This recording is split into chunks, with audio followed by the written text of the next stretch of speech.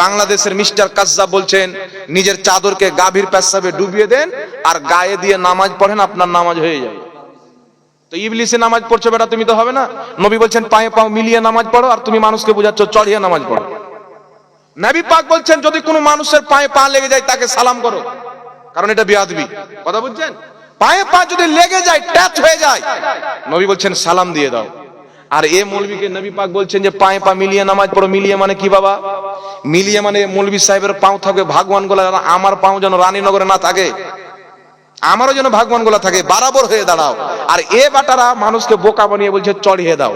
বাপ থাকলে ওর উপরে পাও চাপাও, খালা থাকলে ওর উপরে পাও চাপাও। তো যেই কাজটা নামাজের বাইরে বেয়াদবি, নামাজের ভিতরে কি করে শরীয়ত হয়ে গেল?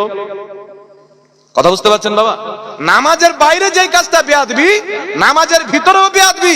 নবী বলছেন পায়ে পা মিলিয়ে দাঁড়াও, ঘাড়ে ঘা মিলিয়ে দাঁড়াও, যেন আমার পা আপনার পায়ে দুজন সমান হয়, আগে পিছে যেন না হয়, ঘাড় যেন আমাদের বরাবর হয়ে যায়, মাঝখানে যেন কোনো ফাঁকা জায়গা না থাকে। কথা বুঝতে পেরেছেন বাবা? আচ্ছা বলেন তো বাবা, পাও যখন চাপাবেন তো ঘাড়টা মিলবে? এদের দেখবেন ঘাড় মিলে না, পায়ে পা চাপিয়ে বসে আছে। কথা বুঝতে পেরেছেন? এই জন্য বিরাদর ইসলাম পায়ে পা মিলিয়ে দাঁড়াও হাদিসটা আমরাও মানি। আপনার আমার সবারই পাও যেন বরাবর থাকে, করে দিল্লি তার করে হাওড়াতে যেন না থাকে, এটাই নবী বুঝিয়েছে। আর এ বেটা মানুষকে বুঝাচ্ছে যে পায়ে পা চাপিয়ে দাও। চিন্তা করছেন?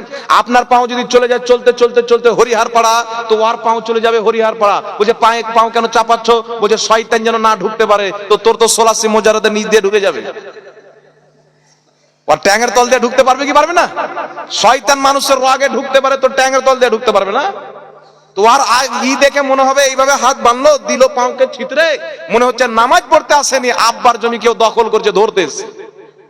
তো এরকম বেহায়া নামাজি হতে হবে না। আবার একটা নামাজি বেরিয়েছে লামাজাবিদের মধ্যে, প্যান্ট পরে আছে দুটা ঠেকানোর উপরে, নামাজ পড়ছে, উপরকার প্যান্টটাকে নিচে করে দিল, টাকনু ঢেকে দিল, নামাজ পড়ে নিল। এরকম নামাজি হাজরা। আবার নামাজে কি এদের আব্দুর রাজ্জাক বিন ইউসুফের মা নামাজ পড়াচ্ছে, আর ওর চাচারা ভাই, খালারা ভাই, ফুফারা ভাই সবার পিছে নামাজ পড়ছে। মহিলা নামাজ পড়ছে, পড়াচ্ছে ইমাম, আর পুরুষ ওর পিছে নামাজ পড়ছে। তাহলে নিয়াত কি করবেন? ইক্তাদাই তো বেহাজাল ইমাম, এই ইমামের পিছে, না নিয়াত করবেন এই জামিলের পিছে? কি নিয়াত করবেন বাবা? এই ইমামের পিছনে নিয়াত করবেন, না নিয়াত করবেন যে এই হাসিনার পিছে? আর ওর পিছে যারা দাঁড়িয়ে থাকবে ওরা নামাজের দিকে ধ্যান থাকবে না, ওই মহিলার দিকে ধ্যান থাকবে।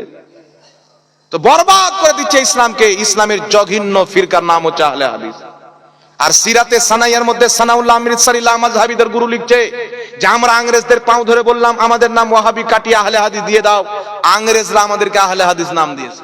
এটা নবীর দেওয়া নাম নয়। তার কারণে বিরাদর ইসলাম, হানাফিদের নামাজে যতটুকু আপনার সুকুন আছে, যতটুকু মুহাব্বত আছে, ইখলাস আছে, তাকওয়া আছে, পরহেজগারি আছে, লামাযহাবীদের নামাজে কিন্তু নাই। কথা বুঝতে পেরেছেন বাবা? বুকের উপরে হাত বানার হাদিস পৃথিবীতে কোনো মায়ের লাল দেখাতে পারবে না। আর যদি বিমল দাসের বেটা মায়ের দুধ পান করে থাকে, তাহলে আমাদের সাথে বসুক আর প্রমাণ করুক যে সহিহ হাদিস আছে। আবু দাউদের হাদিস সহিহ নয়, ওটা হচ্ছে মুরসাল হাদিস। সহিহ মুত্তাসিল হাদিস দেখাতে হবে। মুরসাল হয়ে গেলে তো ইনকিতা হয়ে গেল, আর ইনকিতা থাকলে তো তোমাদের নিকটে গ্রহণযোগ্য নয়, তো জাতিকে কেন গোমরা করতেছে? সহিহ ইবনে খুজাইমার হাদিসকে ও বেটার কিতাবি জয়ীফ লেখা আছে। সহিহ ইবনে খুজাইমার হাদিসকে, আবু দাউদের হাদিসকে জুবের আলী সেই পাকিস্তানের লামাযহাবীদের গুরু, সে বলেছে এই হাদিসগুলো জয়ীফ। তাদের মৌলভী জাকারিয়া বাংলাদেশের বলেছে যে বুকের উপরে হাত বানার কোনো সহিহ হাদিস নয়। তবে তিরমিজি শরীফ উঠান, ইমাম তিরমিজি লিখছেন আহলুল ইলম সাহাবায়ে কেরামের মাযহাব ছিল, তাদের মধ্যে অনেক কেউ নাভির নিচে হাত বাঁধতেন, অনেক কেউ নাভির উপরে হাত বাঁধতেন, না বুকের উপরে হাত বানার কথা কেউ বলেন। তাই ইমাম মালিক বলছেন বুকে হাত বানা মাকরুহ। লামাযহাবীদের গুরু ইবনে তাইমিয়া লিখতেছে বুকের উপরে হাত বানা মাকরুহ। তো যেই মাকরু কাকে বলে? যেটা ইসলামে অপছন্দনীয়। তো বুকের উপরে হাত বানা ইসলাম পছন্দ করে না, নাভির নিচে বাঁধতে হবে, নচেত নাভির উপরে বাঁধতে হবে। যারা ইমামে আজম আবু হানিফার তাহকিককে মানে, ইজতিহাদকে মানে, তারা নাভির নিচে বাঁধবে, আর যারা ইমাম শাফির ইজতিহাদকে মানে তারা নাভির উপরে বাঁধবে। কথা বুঝতে পেরেছেন? কথা বুঝতে পেরেছেন?